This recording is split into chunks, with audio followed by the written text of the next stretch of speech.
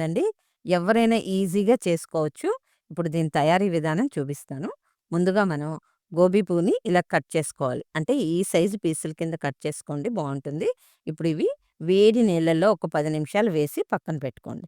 ఈలోగా మనం దీనికి కావాల్సిన బ్యాటర్‌ని రెడీ చేద్దాం. ఇలా 3 టేబుల్ స్పూన్స్ మైదా, అలాగే 3 టేబుల్ స్పూన్స్ కార్న్ ఫ్లోరు, ఒక టీ స్పూన్ కారం, హాఫ్ టీ స్పూన్ సాల్ట్ వేసుకోండి. వేసుకొని దోసలకి మనం ఎలా అయితే కలుపుకుంటామో అలాగే కలుపుకోవాలి. కొంచెం కొంచెం వాటర్ వేస్తూ కలపండి. ఇది తయారు చేసుకోవడం చాలా సింపుల్ అండి. ఈజీగా తయారు చేసుకోవచ్చు. వీడియోని మొత్తం చూడండి మీకు అర్థమవుతుంది. బయట మనకు బండి దగ్గర చాలా రకాలు కలుపుతున్నారండి. Soda, Eno packets, tasting salts చాలా ఏస్తున్నారు. మన ఇంట్లో చక్కగా ఇలా తయారు చేసుకున్నాం అనుకోండి, హెల్త్‌కి హెల్త్, రుచికి రుచి ఎంజాయ్ చేస్తాము. చూడండి బ్యాటర్ అయితే ఇలా కలుపుకోవాలి. పల్చగా ఉండాలనమాట. అంటే మరీ తిక్‌గా కాదు, మరీ పల్చగా కాకుండా ఇలా కలుపుకోవాలి. ఇప్పుడు ఇందులో ఇందాక మనం వేడి నీళ్ళల్లో నానబెట్టమన్నాను కదా! అవి తెచ్చి ఇందులో వేసేసుకోండి. వేడి నీళ్ళల్లో నానబెట్టడం వల్ల ముక్క మనకు కొంచెం సాఫ్ట్‌గా అవుతుంది. అలాగే ఏదైనా బ్యాక్టీరియా ఉన్నా కూడా మనకి కిల్ అయిపోతుందండి. ఇప్పుడు ఇలా కలుపుకొని చూడండి. లైట్‌గా కోట్ అయితే చాలు. ఇలా ముక్క ఇలా కోట్ అయితే చాలండి. ఇప్పుడు వీటిని ఫ్రై చేసుకుందాం. స్టవ్ మీద చిన్న కళాయి పెట్టుకోండి. మీకు ఆయిల్ తక్కువ పడుతుంది. అలాగే ఆయిల్ కూడా ఒక 2 ఇంచుల డెప్త్ ఉంటే చాలు. ఇప్పుడు ఆయిల్ మీడియం హీట్‌లో ఉన్నప్పుడు వీటిని దూరం దూరంగా ఇలా వేసుకోండి. వేసుకున్నాక ఒక నిమిషం పాటు కలపకుండా ఉంచుకోవాలి. అలాగే ఆయిల్ కూడా మీడియం హీట్‌లోనే ఉండాలండి. అప్పుడే చక్కగా వస్తాయి. సరే. ఒక నిమిషం తర్వాత కలిపితే చక్కగా అన్నీ ఈవెన్‌గా చూడండి వేగాయి. ఇలా వచ్చాక తీసేసుకోవచ్చు.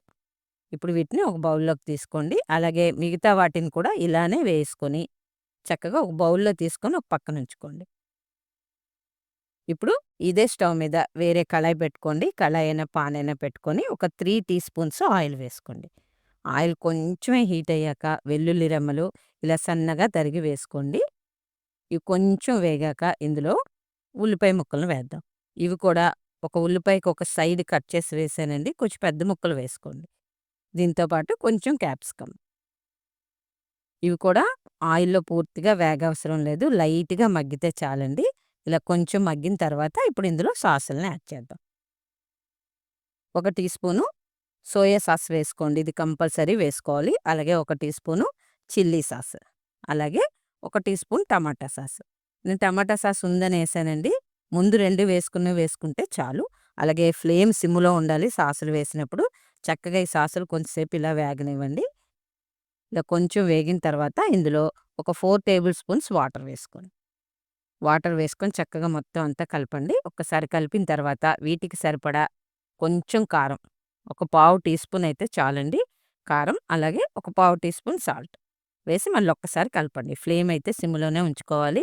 నేను మరీ మరీ చెప్తున్నాను సిమ్‌లో ఉంచుకోండి లేదంటే సాసులు మాడిపోతాయి.